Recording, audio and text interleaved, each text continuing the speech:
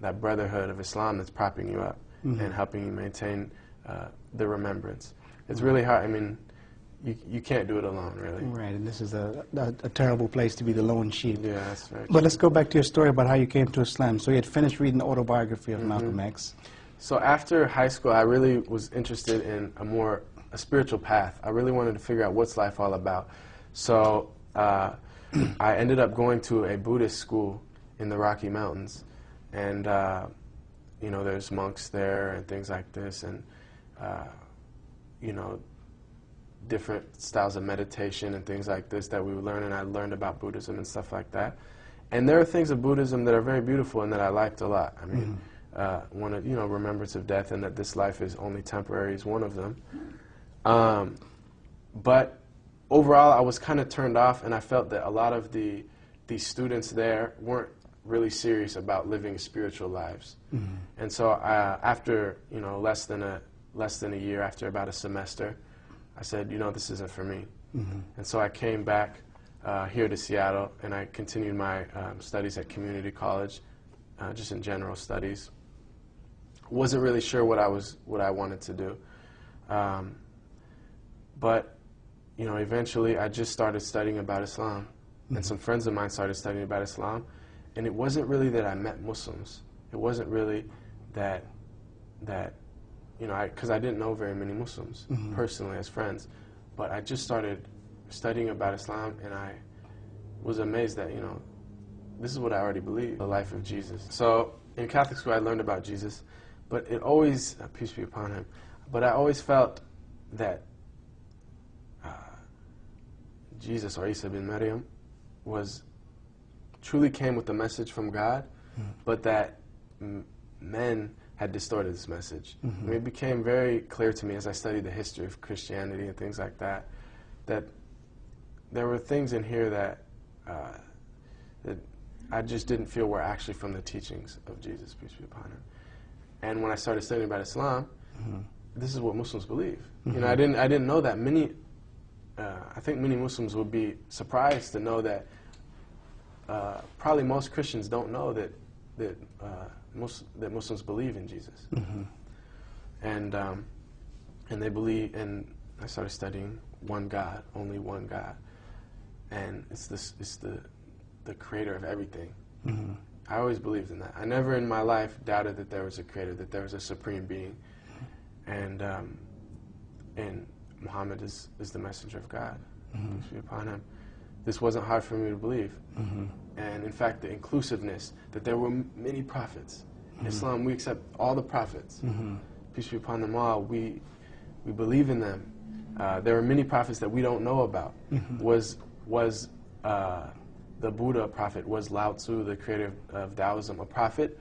We don't know as Muslims. Maybe, you know, possibly in that, you know, just like Jesus, there were other things that were allowed to enter into the message or the religion.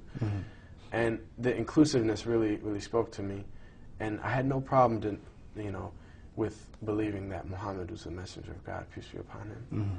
And I basically, you know, was going through some hardships in my life. Also, I had been, you know, kind of involved in the average American lifestyle of, you know, a lot of partying, a lot of unhealthy behaviors as far as drugs and alcohol and things like that.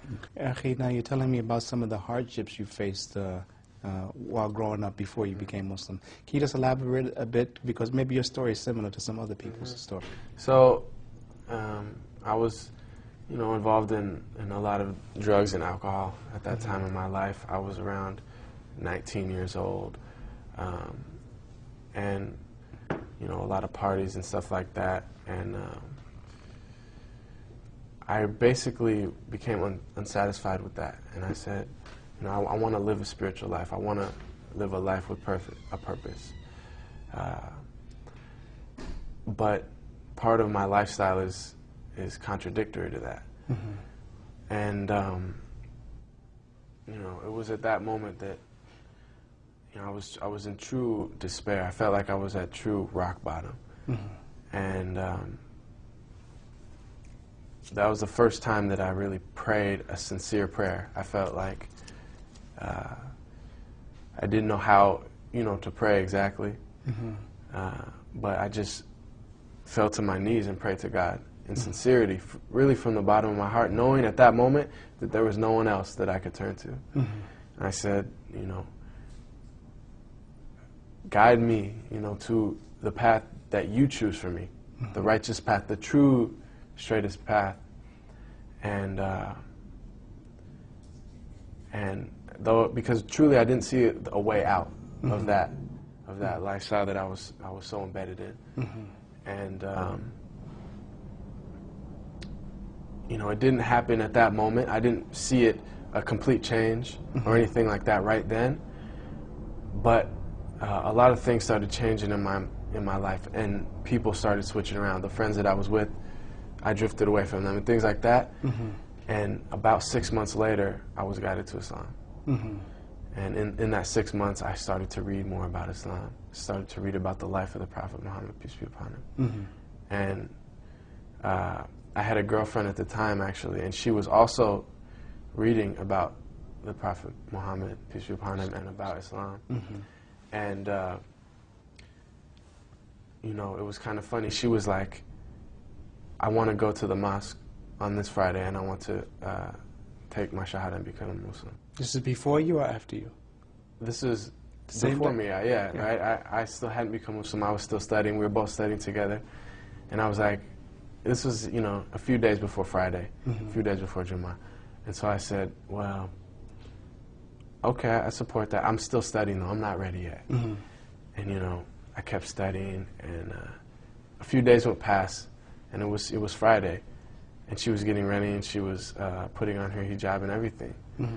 SubhanAllah. And, you know, I had done some thinking the night before, a lot of thinking to myself.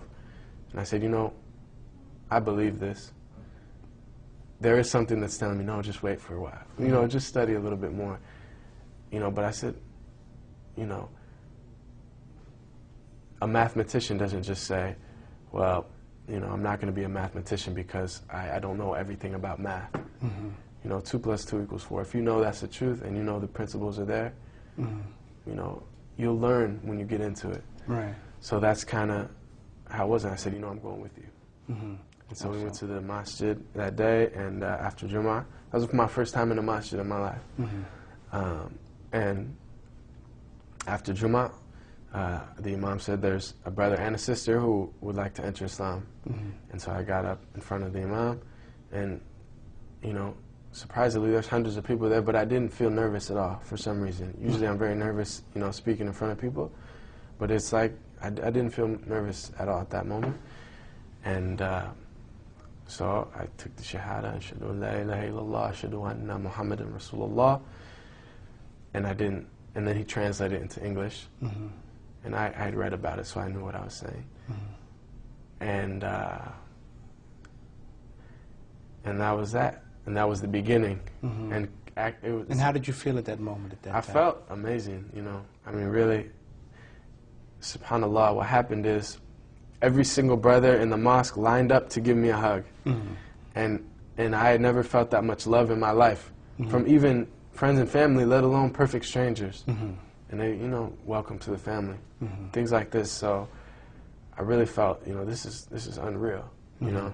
And I think, you know, everyone is really starving for that true brotherhood, you know, from a higher level, that brotherhood and sisterhood that really has no ulterior motives or personal desire. It really is for the sake of God and God alone. Right. And so it's actually kind of a funny story. As we were walking away from the mosque, a brother came up to me and said, you know, I met my girlfriend again, and he said, okay, you guys know now you can't be boyfriend and girlfriend.